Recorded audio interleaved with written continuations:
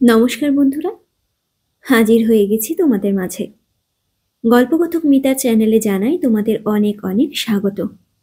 আজ আবারও হাজির হয়েছি আশাপূর্ণা দেবী রচিত একটি ছোট গল্প নিয়ে।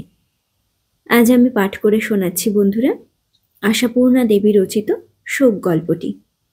তবে গল্প শুরু করার আগে যারা আমার চ্যানেলে নতুন শ্রোতা বন্ধু আছো তারা অবশ্যই আমার চ্যানেলটি সাবস্ক্রাইব করে আমার পাশে থেকো।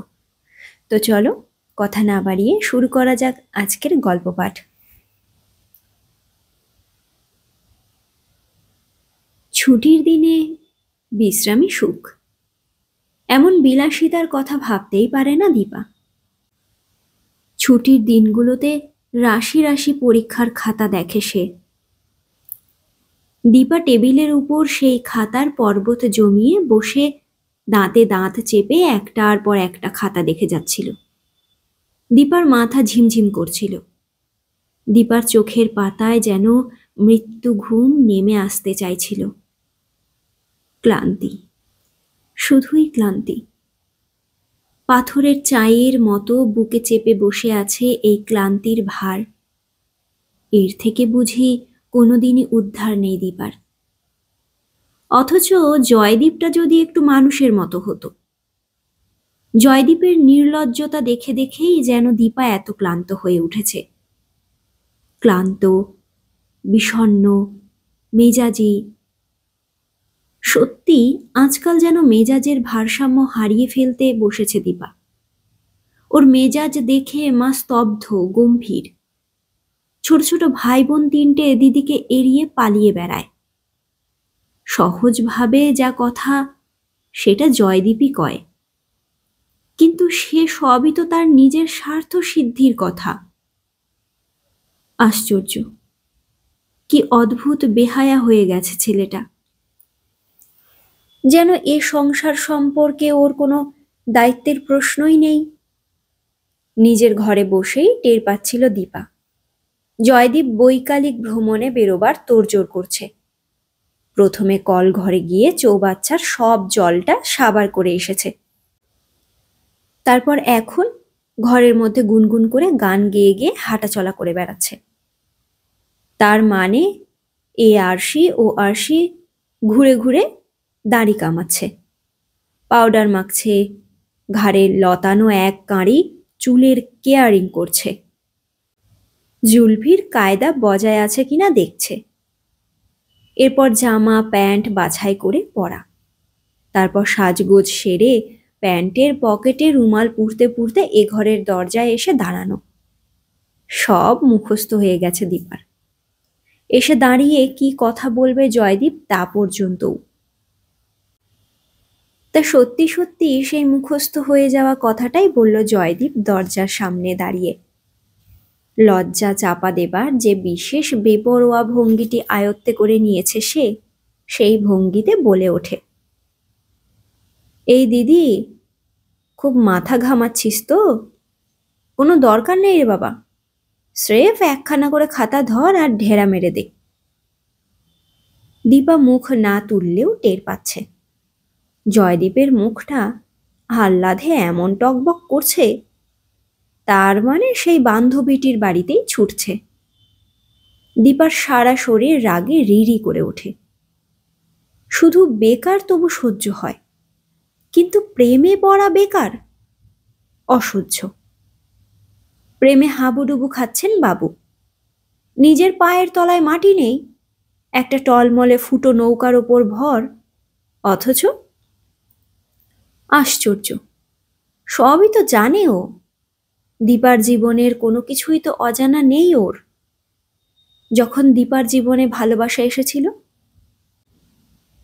তখন পিঠোপিঠি ছোট ভাইকে, যা যা, পাকামি করতে আসিস নে, বড় যে দেখছি ডেপো হয়ে উঠেছিস, এই বলে শাসালেও পরে বলেও ফেলেছে তাকে সব। না বলে পারতো না বলেই বলে ফেলত। সেই ভালোবাসাকে দীপা সরিয়ে দিয়েছে, সেই সুখ স্বপ্নকে স্বেচ্ছায় চোখ থেকে মুছে ফেলেছে।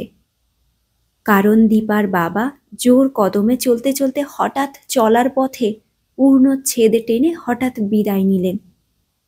আর মা সেই ধাক্কায় প্রায় শয্যা নিলেন। অকাল বার্ধক্যের শিকার মার পুরনো শান্ত মেজাজ চলে গেল, বদলে গেলেন তিনি।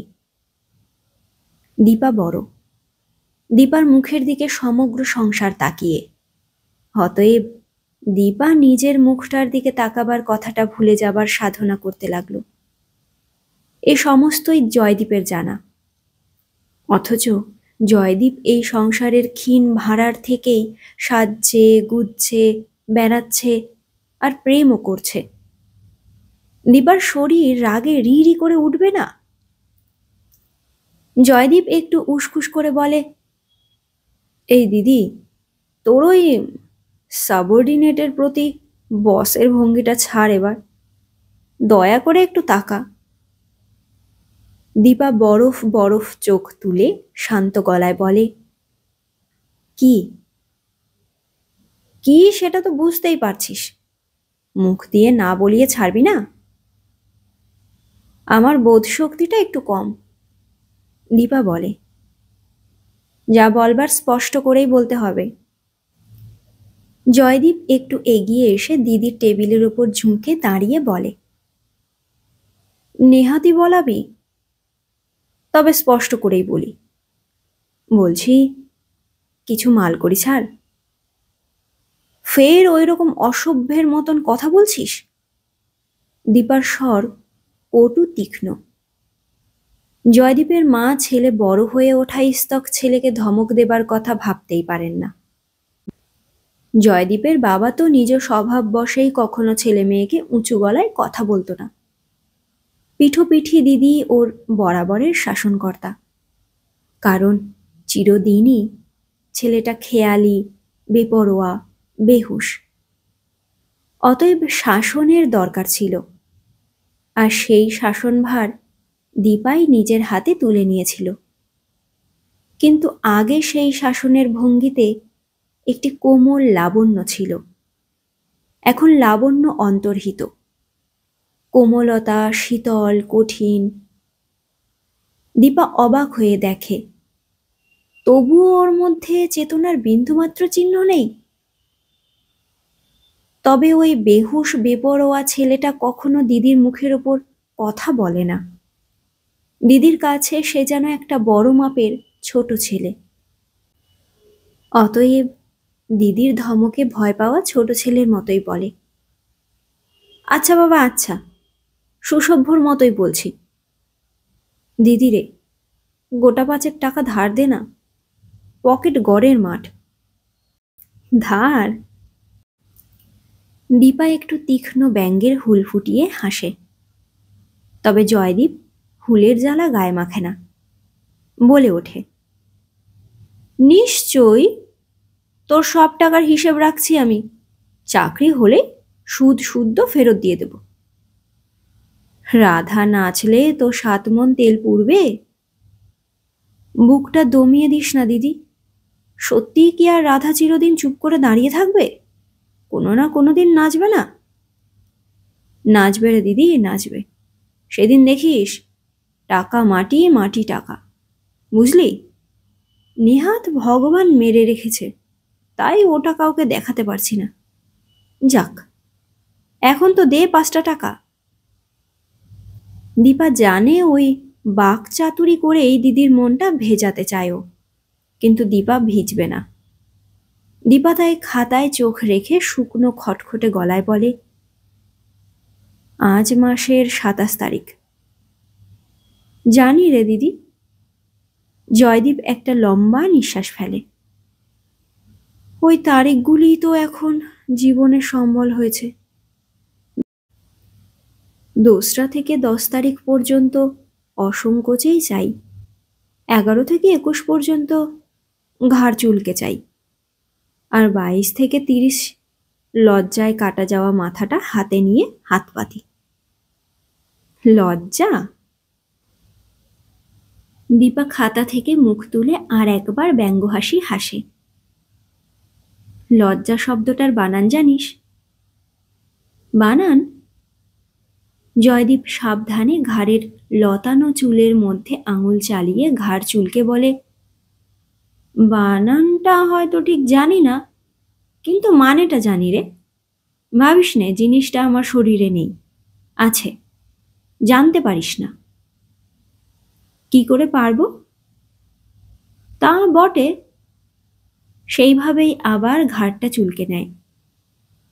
পারা শক্ত, প্রমাণ তো দিতে পারছি না, তবু বিশ্বাস কর, চেষ্টার ত্রুটি করছি না। ও, তাই নাকি? চেষ্টা করছিস?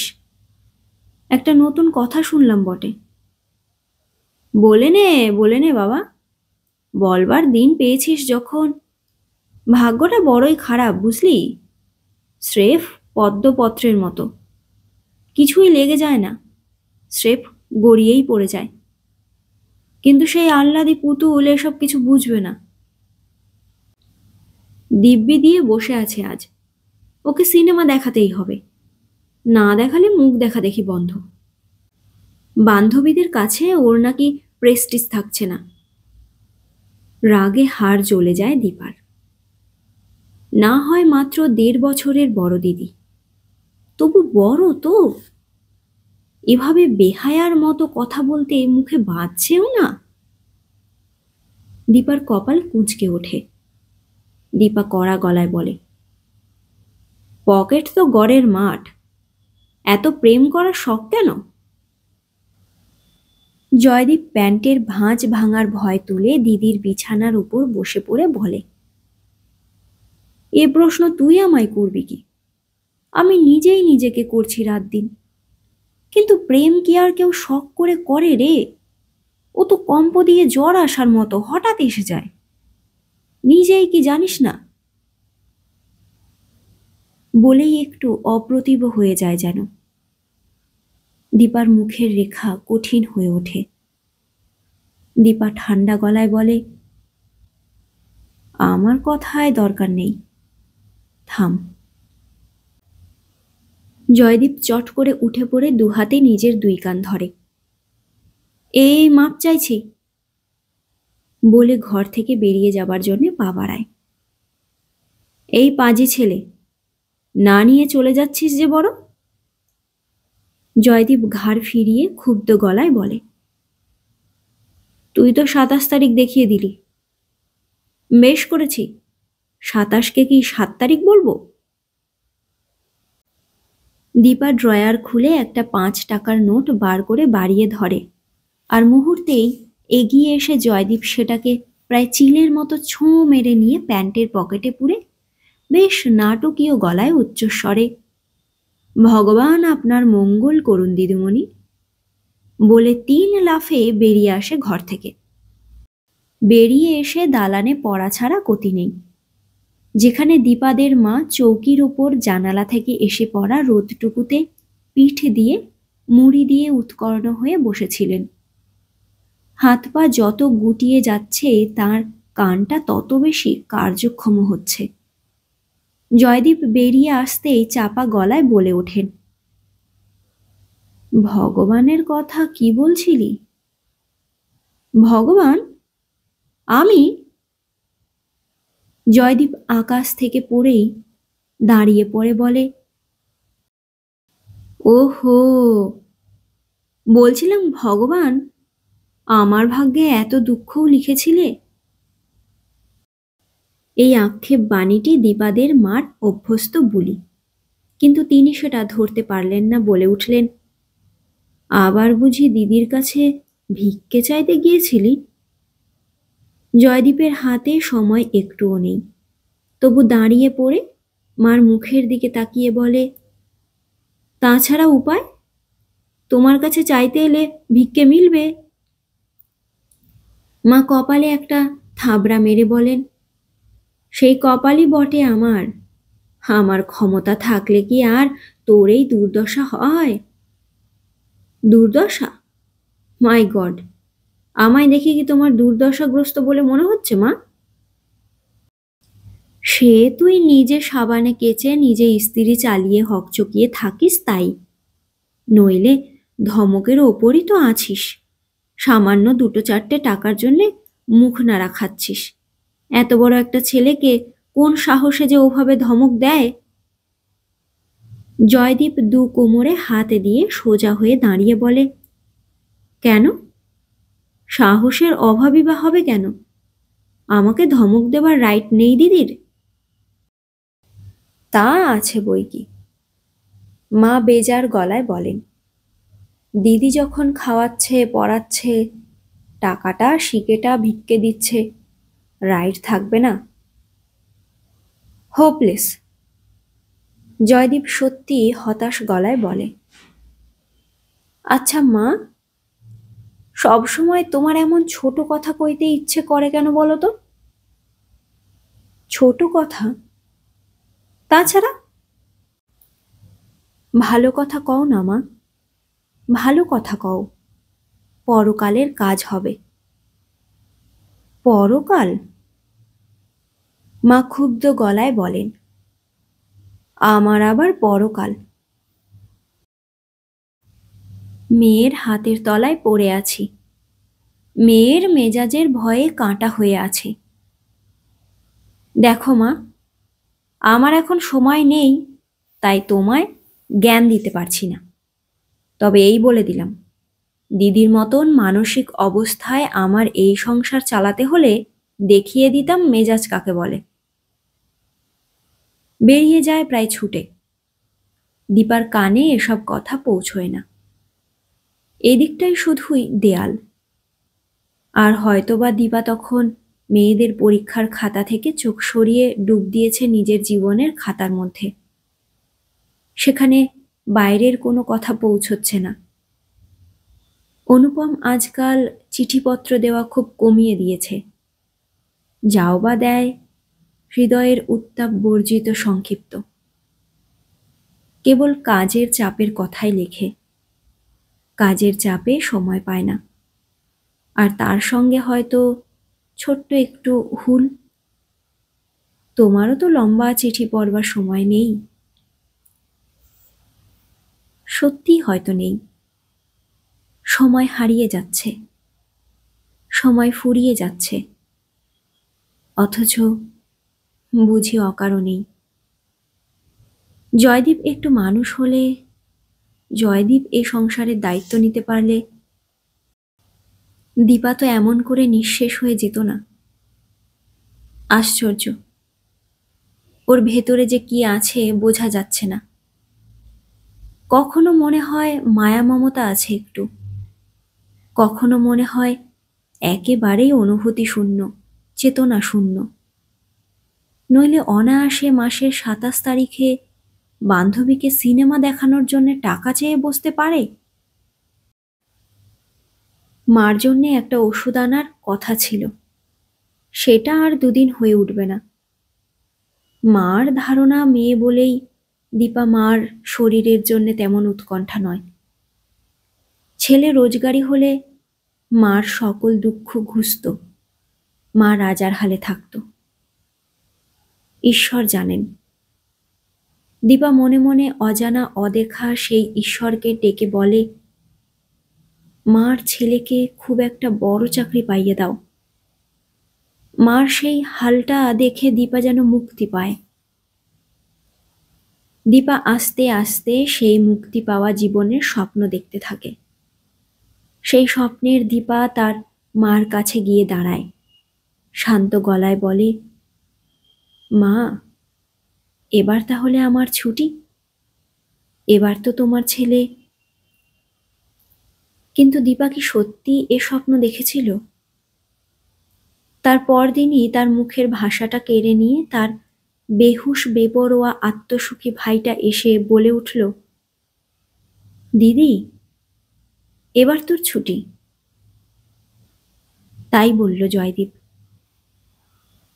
মার কাছে আগে না গিয়ে আগে দিদির কাছে এলো। দীপা চিঠি লিখছিল। জয়দীপ দুমদাম করে এসে ওর খাটের উপর বসে পড়ে বলল, কাকে চিঠি লিখছিস? অনুপম দাকে? দীপা রেগে উঠে কড়া গলায় বলে উঠল, হ্যাঁ, রাত দিন আমি তোর অনুপম দাকেই চিঠি লিখছি। এবার থেকে লেখ লেখ। জয়দীপ খাটে বসে জোরে জোরে পা দোলাতে দোলাতে বলে, এন্তার চিঠি লিখে মরচে পড়ে আসা প্রেমটাকে ঝালিয়ে নিয়ে এবার এ বাড়ি থেকে কেটে পড়। এবার তোর ছুটি। আমার ছুটি? দীপা যেন একটা যন্ত্রের মতো থেকে কথা বলে। জয়দীপ উঠে আসে, দিদির কাঁধ দুটো ধরে নাড়া দিয়ে বলে, হ্যাঁ রে বাবা, হ্যাঁ, দারুণ একটা চাকরি পেয়ে গেছি। দীপা অনুমান করে এটা একটা চালাকি বোধ হয় জয়দীপের, দিদির মেজাজটা হালকা করে নেবার জন্য কৌশল। এরপর বলবে, পেয়েছি অবশ্যই, তবে স্বপ্নে। তারপর ওর সেই আহ্লাদী পুতুল বান্ধবীর গল্প ফাঁদবে। মেয়েটার মা বাপ নেই, কিন্তু এমন একখানা মামা আছেন যে সে মেয়ে সর্বদাই আহ্লাদের সাগরে ভাসছে। মামা মামির নাকি ছেলে মেয়ে নেই। তা না থাক, দীপাদেরও তো একটা মস্ত কেষ্ট বিষ্টু কাকা আছেন, যার ছেলে মেয়ে নেই, নিজের কাকা, সত্যিকার কাকা। তা তিনি দীপাদের বাবা মারা যাবার পর উপদেশ ছাড়া আর কি দিয়েছেন? না, আর কিছু মনে করতে পারে না দীপা। দীপাদের যে এখন সংসারের চাল খাটো করা উচিত, সুখের দিনের স্মৃতি মন থেকে মুছে ফেলা উচিত, আত্মনির্ভর হওয়া উচিত, এই সবই জনে জনে বুঝিয়েছেন। আর কাকিমা, তিনি বড় জায়ের গায়ে মাথায় হাত বুলিয়ে বলে গেছেন, শরীরটার একটু যত্ন নিও দিদি। আহা, কি অবস্থায় হয়েছে দেহের। দীপা, তুই বড়, মাকে একটু দেখিস মা। তারপর? তারপর আর কি? কিছুই না। অথচ জয়দীপের ওই বান্ধবীর মামা আহ্লাদী ভাগ্নি চাঁদ চাইলে চাঁদ পেরে এনে দিতে প্রস্তুত। ভগবানই জানেন এসব বানানো কিনা, আর কার বানানো, জয়দীপের না তার সেই ঘুঘু বান্ধবীর। নিজের দর আর কদর বাড়াতে ওই বোকাটার কাছে হয়তো বলে এসব বানিয়ে বানিয়ে। অথবা জয়দীপই দিদির কাছে নিজের দর বাড়ায়। বেকার বলেই যে সে অমনি একটা সস্তা মালের কাছে আত্মসমর্পণ করে বসে আছে তা নয়। আসল ঘটনাটা যাই হোক, জয়দীপের সেদিন উচ্ছ্বাসটা প্রবল হয়, দিদিকে খানিকটা না শুনিয়ে ছাড়ে না। দীপার আজ ভালো লাগছিল না। দীপা ভিতরে ভিতরে নিজেকে শক্ত করে নিয়ে বলে, কাঁধ দুটোর হাড় গুড়িয়ে গেল যে। যাক, আহ্লাদে আজ আমার পৃথিবী গুড়িয়ে ফেলতে ইচ্ছে করছে। এত আহ্লাদ! তা হঠাৎ কে এত বড় চাকরিটা দিল? জয়দীপ দিদির খাতাপত্রের প্রতি দৃকপাত না করেই টেবিলে উঠে বসে বলে, আর কে? সেই মামা। সত্যি আমাদের ত্রিসীমানায় একটা এমন হৃদয়বান মামা, কাকা, মেশো, পিসে কেউ নেই। অথচ লোকের কেমন থাকে টাকে। আমাদের থাকলে কি আর ওই আহ্লাদীদের মামার দেওয়া চাকরিটা নিতে হতো? তা যাকগে, আমি তো আর চাইনি, নিজের গরজেই দিয়েছে। আহ্লাদী নাকি কাঠ কবুল করে বসে আছে এই অধমের গলায় ছাড়া মালা দেবে না। অতএব অতএব মামা বাবুকে নিজের প্রেস্টিজ রাখতেই নিজের ফার্মের ম্যানেজারের পোস্টটা দিয়ে দিতে হলো আমায়। লোকসমাজে জামাইয়ের পরিচয় দিতে হবে তো, 1000 খানেক টাকা মাইনে না হলে বলবে কি করে? 1000 খানেক? দীপা ক্লান্ত গলায় বলে, জয়, আর কত ফাজলামি করবি? সর, খাতাপত্তরগুলো গেল, গোল্লায় যাক তোমার খাতা। জয়দীপ আরও চেপে বসে বলে, তুই তাহলে ভাবছিস আমি ফাজলামি করছি? টেবিলে আঙুলের টোকা দিতে দিতে বলে, তা ভাবতেই পারিস। আমিও প্রথমে ভাবছিলাম আহ্লাদে ফাজলামি করছে। তারপর যখন মামা ডেকে বললেন, বসো, তোমার সঙ্গে কথা আছে। তখন তো আত্মাপুরুষ খাঁচা ছাড়া, নির্ঘাত কৈফিয়ত চাইবে কার হুকুমে ওনার ভাগ্নির সঙ্গে এমন লটঘটিয়া আমি করছি। এই শীতকালে ঘামছি, তারপর এই কথা বলবো কি? শুনে আমার সেই ফ্রেঞ্চ কাট দাড়িওয়ালা গালে একটা চুমু খেয়ে ফেলতে ইচ্ছে হলো। জয়, বাঁচালতা রাখবি? আচ্ছা বাবা, রাখছি রাখছি। আহ্লাদে নাচতে ইচ্ছে করছে বলেই তোর কাছে ছাড়া আর কার কাছে বলি বল? সত্যি বলছি রে দিদি, তোকে ছুটি দিতে পারবো এই ভেবেই আরো। চাকরিটা পাকা? পাকা বলে পাকা, একেবারে কংক্রিটের গাঁথুনি। মাকে বলেছিস? মাকে? জয়দীপ বলে, মাকে বলা টলা ওসব তোর দায়, আমার দ্বারা হবে না। মাকে বলতে গেলেই হয়তো ফ্যাঁচ ফ্যাঁচ করে কাঁদতে বসবে। তা হোক, দীপা দৃঢ় গলায় বলে। তুমি নিজে গিয়ে বলো গে, যাও। অগত্যা জয়দীপ বেরিয়ে যায়। জয়দীপ ভাবতে ভাবতে যায়, ভাবি শ্বশুরের দেওয়া চাকরি বলেই কি দিদির তেমন আহ্লাদ হলো না? হতে পারে আমারই কি একটু ইয়ে হয়নি। তবে নিজের গরজেই তো দিয়েছে, আমি তো আর হ্যাংলার মতো চাইতে যাইনি। আর নিজের আহ্লাদিকে তো আমি সাফ জবাব দিয়েই দিয়েছিলাম, প্রেম করছো প্রেম করো, বিয়ে টিয়ের কথা মুখে এনো না। তোমার মামার আদরের ভাগ্নি জামাই হবার মতো যোগ্যতা আমার কোশমিন কালেও হবে না। অতএব মামা যার গলায় ঝুলিয়ে দেবে তার গলা ধরেই ঝুলে পড়ো, আর মাঝে মাঝে দীর্ঘশ্বাস ফেলো, ব্যাস। ও যদি নিজের গরজে মামাকে ধরে পড়ে এসব করে থাকে, তাতে আমার কি বাবা? তা দিদি বড্ড মানি তো।